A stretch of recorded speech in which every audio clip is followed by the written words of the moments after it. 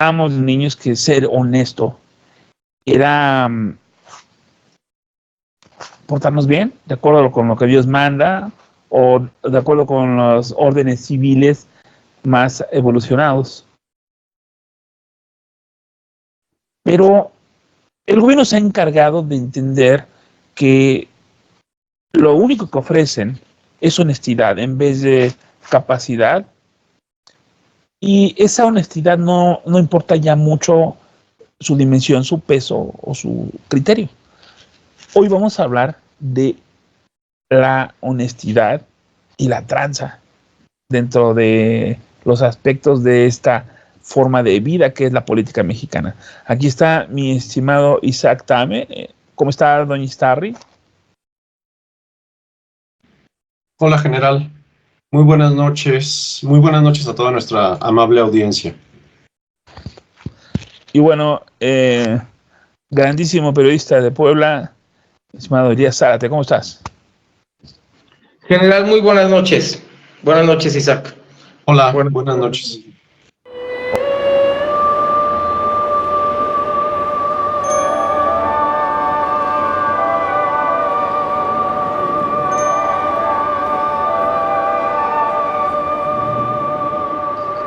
Pues sí, la corrupción es el lado opuesto de la honestidad. Y nosotros siempre entendíamos que corrupción venía como de una idea de que las cosas se corrompen, como la comida cuando está descompuesta, las cosas que dejan de funcionar al servir.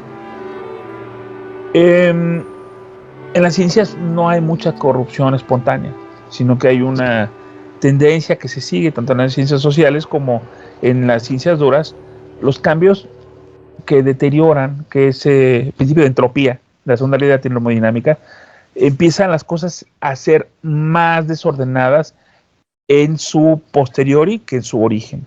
El origen, las cosas ordenadas y previsibles.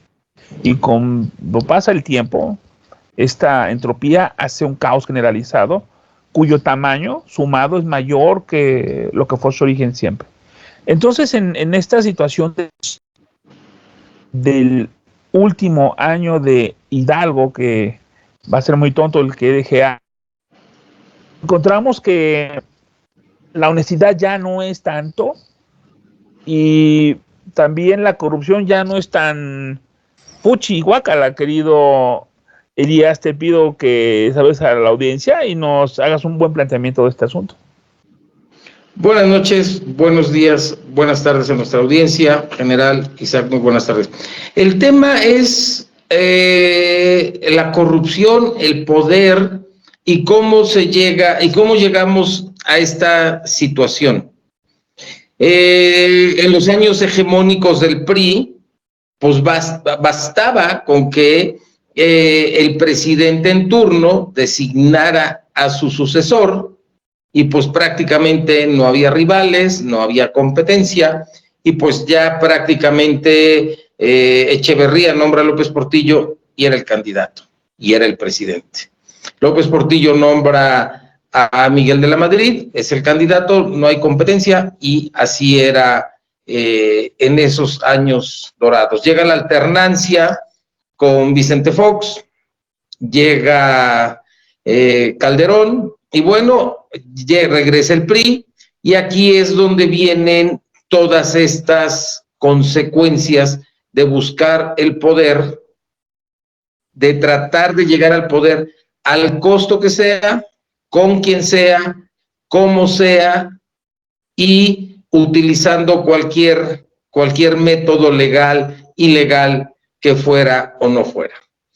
El discurso de Andrés Manuel López Obrador fue un discurso encantador, fue un discurso de esperanza, y bueno, la mayoría de las personas solo convalidamos esa llegada al poder. 5 años después de que Andrés Manuel esté en la presidencia de la República, se empiezan a salir a la luz, se empieza a publicar, empiezan a salir temas de cómo llegaron al poder. Aliados de financieros muy oscuros, que es el caso que nos ocupa, ¿no? Pero ese es el tema central de este programa. Cómo llegaron al poder y 5 años después nos estamos encontrando con Sergio y Julio Carmona, que es el caso que nos tiene el día de hoy. Cuando se habla del tema de la corrupción, generalmente nosotros nos imaginamos todo lo malo que fue el PRI. Pero, ¿puede haber algo peor que lo peor del PRI? Pues sí, sí hay hoy día algo peor que lo peor del PRI, y es la corrupción de la autodenominada Cuarta Transformación. Es la corrupción de Morena, y es casos de corrupción como los que vamos a ver en el programa de hoy, con operadores financieros ligados a diferentes grupos criminales que obtienen dinero para promover la supuesta Cuarta Transformación de México. Pues todo es lana en este negocio de la política, y yo le pido a mi querido don Elías Zárate que nos exponga los pormenores de este tema, mientras veremos algunas imágenes alusivas al respecto. Y bueno, tú quieras intercambiar, nos comentas, pero es tuyo el micrófono. Bueno, muchas gracias, general. Aquí el tema es que Andrés Manuel no estaba solo, nunca estuvo solo, estuvo rodeado de sus operadores conocidos, pero hubo nuevos operadores. Esos operadores llegaron casualmente, se sumaron casualmente, llegaron a propósito, ya tenían todo planeado, o fue coyuntural, ¿no?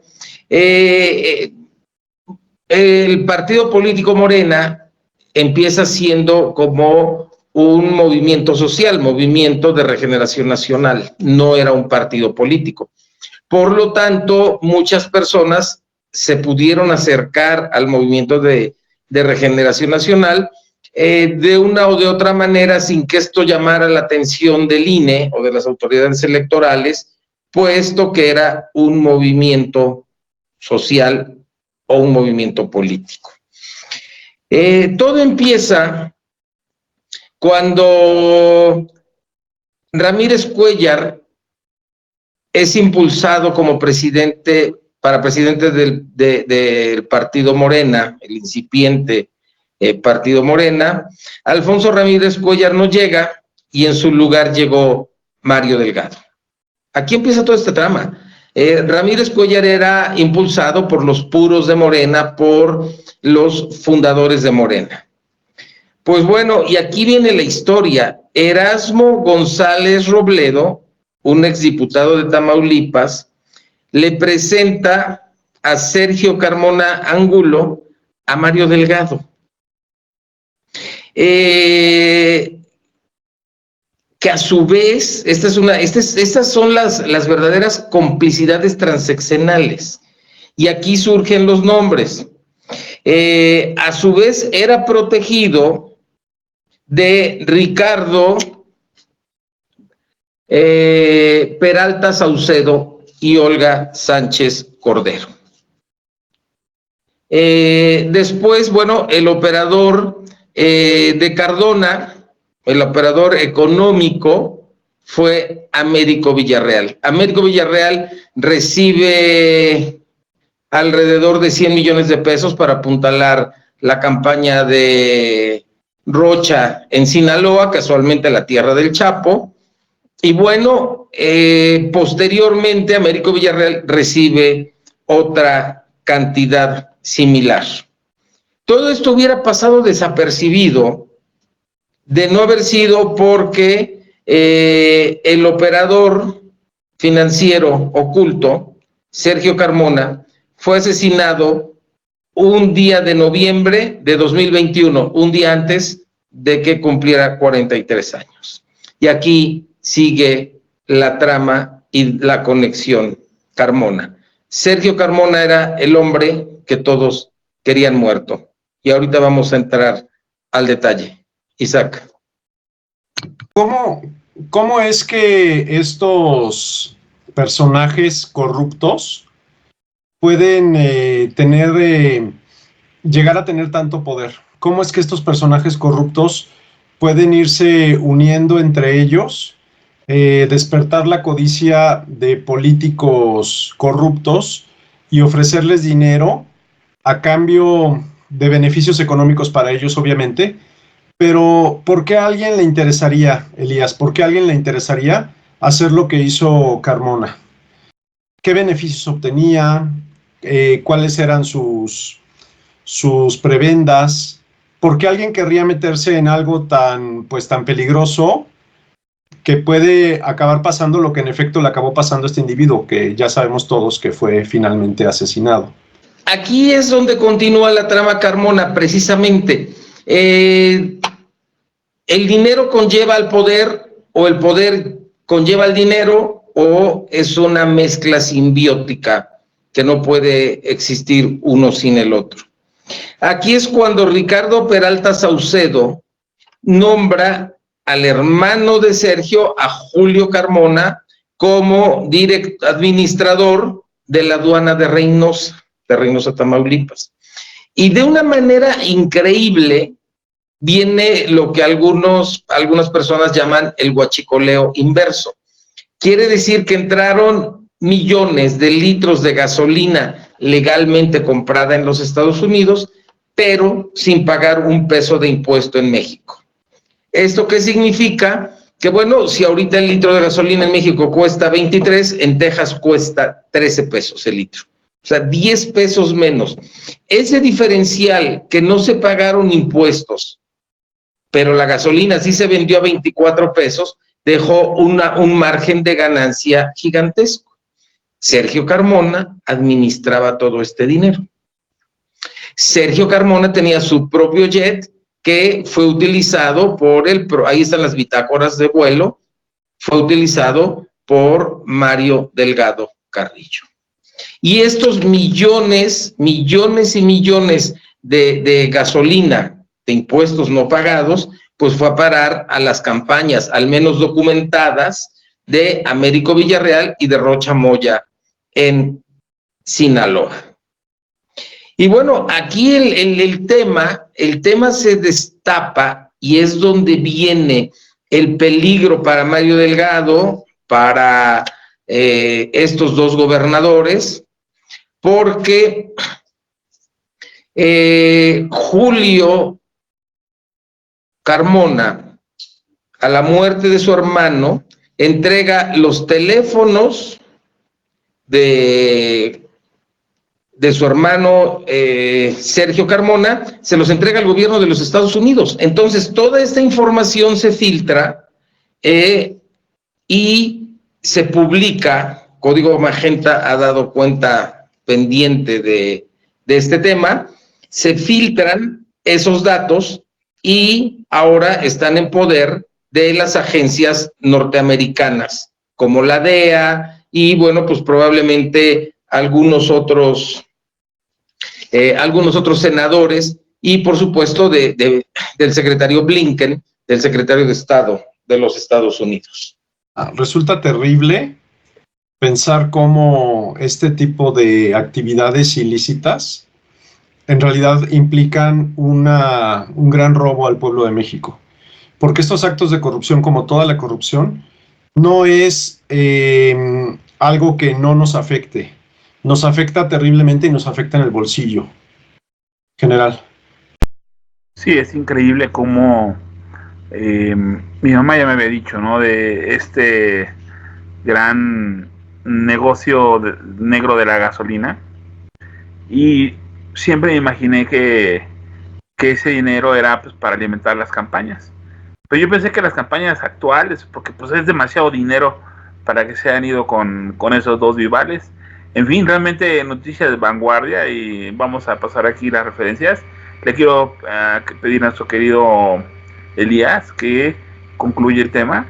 Andrés Manuel, estoy convencido que llegó a la presidencia de la República con el consenso de Washington. De igual manera, estoy convencido que todas estas filtraciones en poder de medios, en poder de periodistas, proviene del propio gobierno de los Estados Unidos, sin que yo tenga la prueba. Pero es de suponer que si Julio Carmona los entregó a las agencias norteamericanas, los Estados Unidos están haciendo lo propio, están tratando de equilibrar un posible daño democrático, un daño a la democracia mexicana con este dinero que sigue y por supuesto que continúa fluyendo.